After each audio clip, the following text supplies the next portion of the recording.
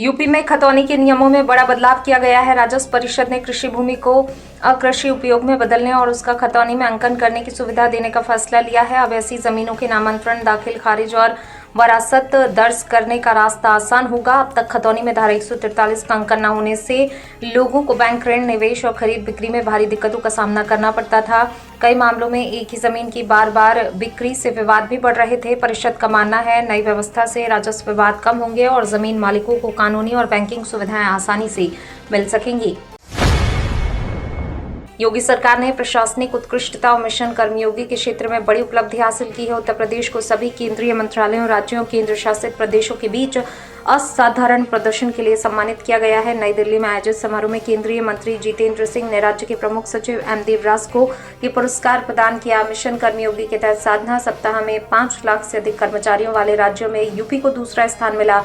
राज्य में IGOT कर्मयोगी platform से 21.5 लाख से अधिक कर्मचारी जुड़े और रिकॉर्ड से 1.25 करोड़ कोर्स पूरे किए गए। साथ ही 10 लाख AI दक्ष बैच और 16,000 कर्मयोगी उत्कर्ष बैच भी हासिल हुए।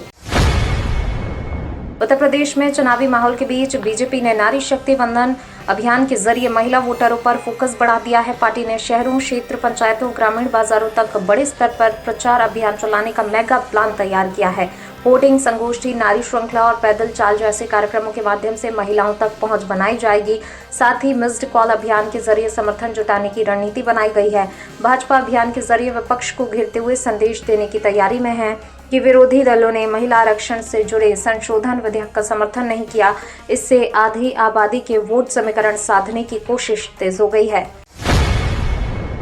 उत्तर प्रदेश के दुग्ध विकास मंत्री धर्मपाल सिंह ने सपा प्रमुख अखिलेश यादव पर तीखा निशाना साधते हुए कहा, योगियों की सरकार है, ढोंगियों और भोगियों की नहीं। दुग्ध स्वर्ण महोत्सव के उद्घाटन समारोह में उन्होंने कहा, मुख्यमंत्री योगी आदित्यनाथ और प्रधानमंत्री मोदी के नेतृत्व में यूपी दुग्ध उत्पादन में देश में पहले स्थान पर पहुंचा है। मंत्री ने बताया 2016-17 में 277.70 लाख टन दुग्ध उत्पादन था, जो 2025-26 में बढ़कर 1,836.85 लाख टन हो गया। समारोह में 3,000 करोड़ रुपए के 59 निवेश प्रस्तावों पर MOU हुए।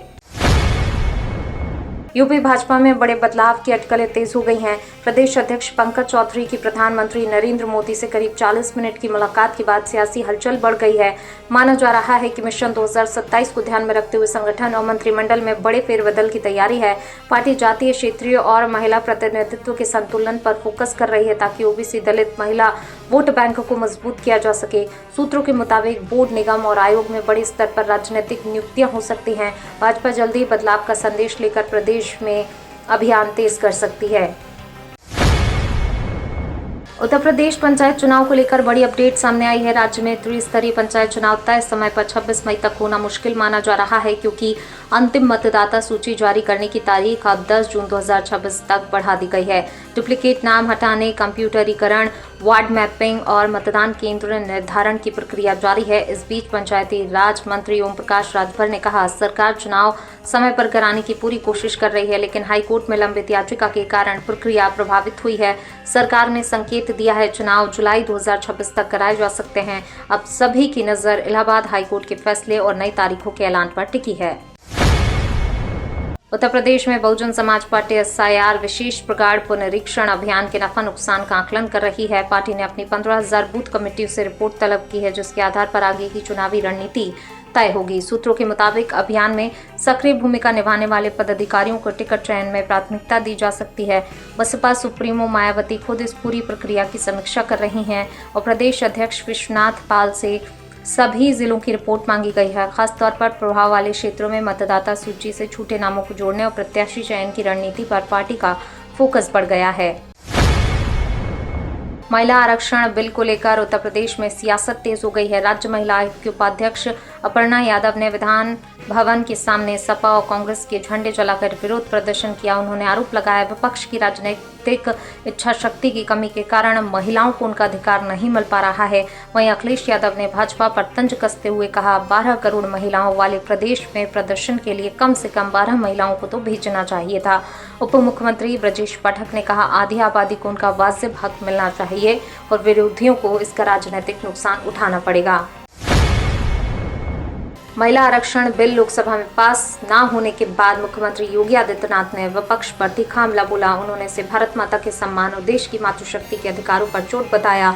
मुख्यमंत्री ने कहा, विपक्ष ने नारी शक्ति वंदन अधिनियम को रोककर महिलाओं के लोकतांत्रिक अधिकारों का हनन किया। लोकसभा में बिल के पक्ष में 298 और विरोध में 230 वोट पड़े, जबकि इसे पास कराने के लिए 352 वोट की जरूरत थी, इसलिए ये 54 वोट से गिर गया। इस मुद्दे पर सत्ता पक्ष और विपक्ष के बीच सियासी घमासान तेज हो गया है। देश भर में महिला आरक्षण और परिसीमन को लेकर नई बहस शुरू हो गई है।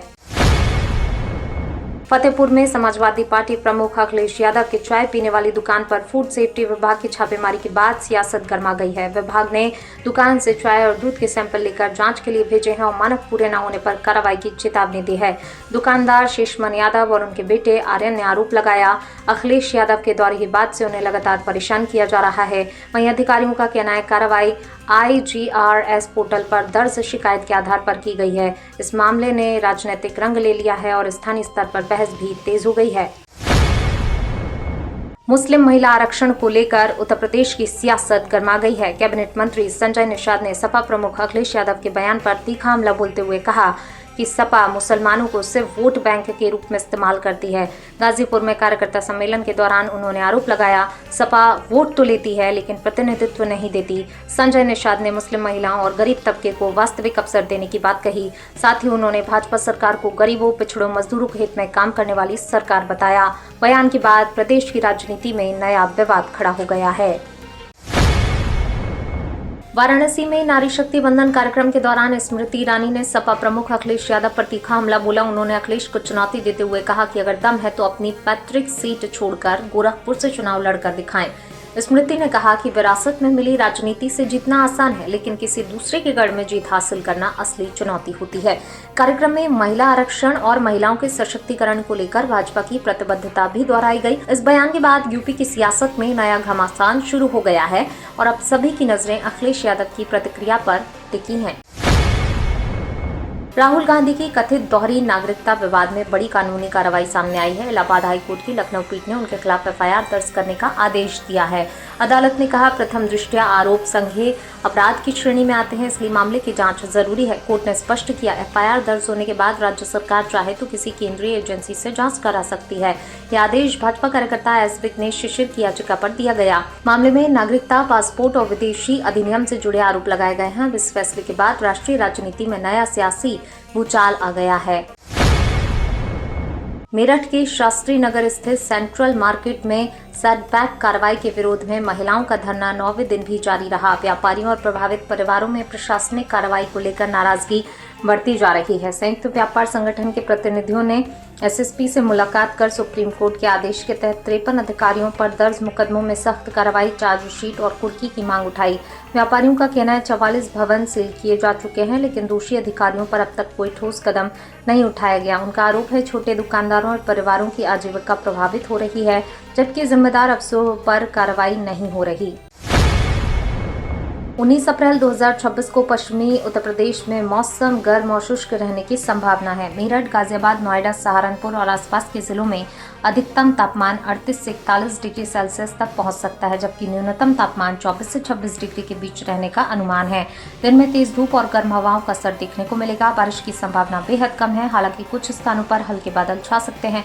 मौसम विभाग ने हीट वेव जैसे हालात को देखते हुए दोपहर में बाहर निकलने से बचने और पर्याप्त पानी पीने की सलाह दी। पश्चिमी यूपी के शहरों में गर्मी का प्रकोप और बढ़ सकता है।